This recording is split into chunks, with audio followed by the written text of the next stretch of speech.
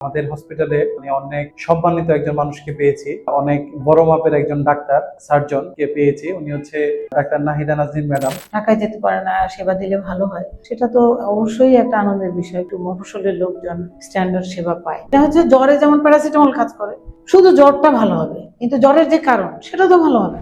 আমি doctor AZM Farhad স্বাগত জানাচ্ছি ডাক্তার ইশরাত জাহান স্পেশালাইজড হাসপাতালের পক্ষ থেকে। আজকে আসলে ডাক্তার ইশরাত জাহান স্পেশালাইজড হাসপাতালের খুব আনন্দের একটা দিন, কারণ আমরা আজকে আমাদের হসপিটালে অনেক সম্মানিত একজন মানুষকে পেয়েছি, অনেক বড় মাপের একজন ডাক্তার সার্জন কে পেয়েছি। উনি হচ্ছে ডাক্তার নাহিদা নাজনীন ম্যাডাম। তো ম্যাডাম আসলে আজিমপুর ম্যাটারনিটিতে দীর্ঘদিন বিভাগীয় প্রধান হিসেবে, গাইনি অ্যান্ড অবস ডিপার্টমেন্টের বিভাগীয় প্রধান হিসেবে দায়িত্ব পালন করছেন এবং আজিমপুর ম্যাটারনিটির পরিচালক হিসেবে দায়িত্ব পালন করছেন। তো আসলে এই মানের যে গাইনি ডাক্তার বা স্ত্রী ও প্রসূতি রোগ ডাক্তার কিন্তু আসলে ভৈরবে নাই। তো আসলে এই জন্য আমরা ম্যাডামকে পেয়ে আনন্দিত এবং গর্বিত।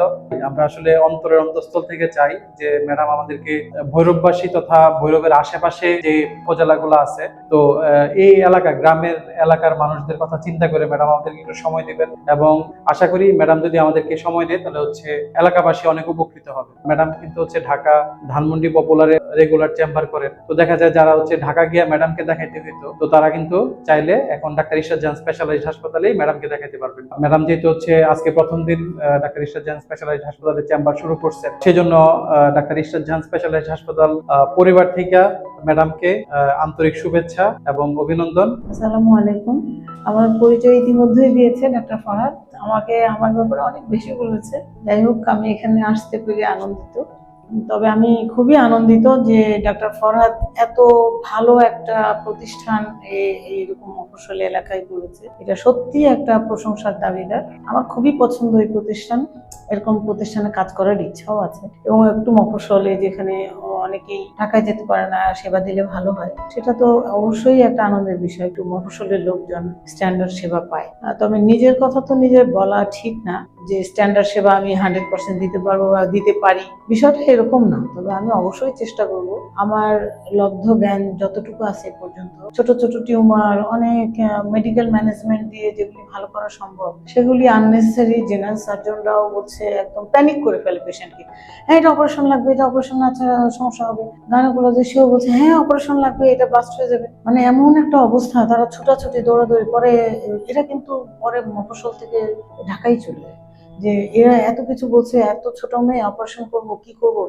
অনেকেই আবার কিন্তু মানে ভয়ে ওখানেই অপারেশন। আমি যেগুলিকে দেখি যে আসলে অপারেশন এই মুহূর্তেই করতে হবে, এরকম একটা মানে এই মুহূর্তে তার কিছু বাস্ট হয়ে যাবে, কিছু হবে, এরকম প্যানিক হওয়ার মতো কোনো বিষয় না। আর কতগুলি আছে পলিসিস্টিক ওভারিয়ান ডিজিজ, যেমন এটা একটা মানে সিস্ট না, এটা একটা পরিবর্তন, শারীরিক জেনেটিক ত্রুটির কারণে হয় যেটা, সেটা ওই পলিসিস্টিক দেখে হ্যাঁ অনেক সিস্ট হয়ে গেছে, এগুলি কাটতে হবে। বিষয়টা তো একদমই সেরকম না। এটা ট্রিটমেন্ট আছে, স্ট্যান্ডার্ড ট্রিটমেন্ট আছে, এবং এই ট্রিটমেন্টটা সব জায়গায় সঠিক ট্রিটমেন্টটা হয় না। তার যে লাইফস্টাইল চেঞ্জ করতে হবে, এটার ব্যাপারে তাকে কাউন্সিলিং করতে হবে। তার কিছু মেডিকেশন আছে যেগুলি আমি বলি স্পষ্ট করে যে ম্যাক্সিমাম গাইনোকোলজিস্ট বা জেনারেল প্র্যাকটিশনার তাদেরকে নরম্যান্স দিয়ে দেয়। তো নরম্যান্স তার ট্রিটমেন্ট না, এটা হচ্ছে পিরিয়ড রেগুলার করার একটা ওষুধ, কিন্তু তার তার যে বেসিক পরিবর্তন শরীরে, সেই পরিবর্তনটাকে মেনটেন করতে হলে, মানে নর্মালাইজ করতে হলে যে ট্রিটমেন্টটা দেওয়া দরকার, এটা না। এটা হচ্ছে জ্বরে যেমন প্যারাসিটামল কাজ করে, শুধু জ্বরটা ভালো হবে, কিন্তু জ্বরের যে কারণ সেটা তো ভালো হবে না।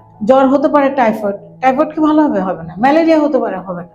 ম্যালেরিয়ার চিকিৎসা লাগবে, ম্যালেরিয়ার ওষুধ আছে একটা, টাইফয়েডের একটা ওষুধ আছে, তেমন ইউরিনারি ট্র্যাক্ট ইনফেকশন, এটার একটা ওষুধ আছে। জ্বরটা শুধু ভালো হবে, কিন্তু তার আন্ডারলাইন যে কারণ সেটা কখনোই ভালো হবে না। ওই রকমই নরম্যান্সও একটা ওষুধ, যেটা দিলে তার শুধু পিরিয়ড হবে, কিন্তু তার যে শারীরিক পরিবর্তন, তার যে গঠনগত ত্রুটি, এইটা পরিবর্তনের জন্য যে মেডিকেশন দরকার সেটা কখনোই সে পায় না। ম্যাক্সিমাম দেখছি পায় না। এটা একটা প্রবলেম। আরো কিছু কিছু সমস্যা আছে যেগুলো ইনিশিয়ালি মেডিকেল ট্রিটমেন্টে চেষ্টা করতে হয়, পরবর্তীতে যদি না ভালো হয় বা এটা নিয়ন্ত্রণে না রাখা যায়, তখন হয়তো অপারেশন করতে হয়। একদম যে অপারেশন করতে হয় না তা না, অপারেশন করতে হয়, স্টেজ আছে।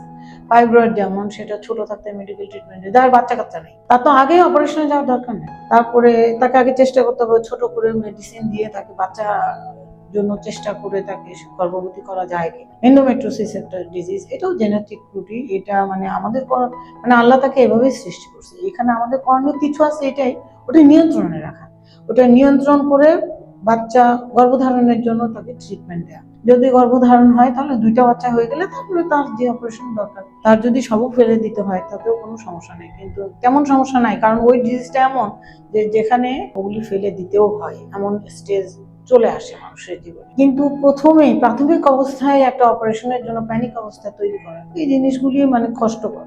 আর এগুলির জন্য ডাক্তারদের খুব বদনাম হয়েছে। মানে একজনের কাছে গেল, বললো যে না অপারেশন লাগবে না, যে কোনো প্রফেসর লেভেলে গেলে কিন্তু বলে দেবে যে সে না, এটা এখনই অপারেশন করতে হবে না, আপনি আগে ওষুধ খান, তারপরে আপনার যদি ফ্যামিলি কমপ্লিট না থাকে ফ্যামিলি কমপ্লিট করার জন্য চেষ্টা করেন।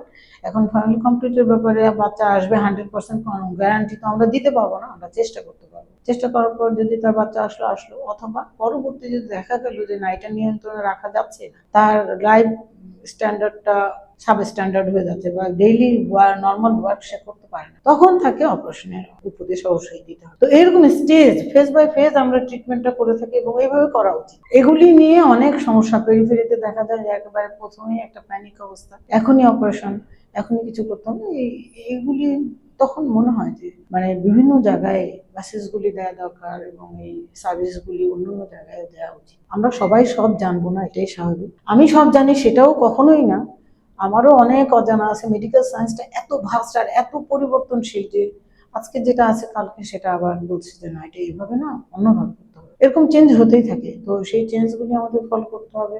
স্ট্যান্ডার্ড রুলস যেগুলি আছে, ইন্টারন্যাশনাল রুলস অবশ্যই ফলো করতে হবে ট্রিটমেন্টে। এগুলি বিষয়গুলি আমাদের একটু মাথায় রেখে কাজ করা উচিত এবং এগুলি আমি মাথায় রাখার চেষ্টা করি এই পর্যন্ত, যে আমাদের লিমিটেশন থাকবে, আমাদের অপরিজ্ঞতা থাকবে, আমরা মানুষ, আমাদের 100% কখনোই আমরা জানবো না। এবং এই ক্ষেত্রে আমাদের যখন জেনারেল সার্জনের পরামর্শ নিতে হবে অবশ্যই নিতে হবে, ইউরোলজিস্টদের যখন পরামর্শ নিতে হবে, সাহায্য নিতে হবে, সেটাও নেওয়া উচিত।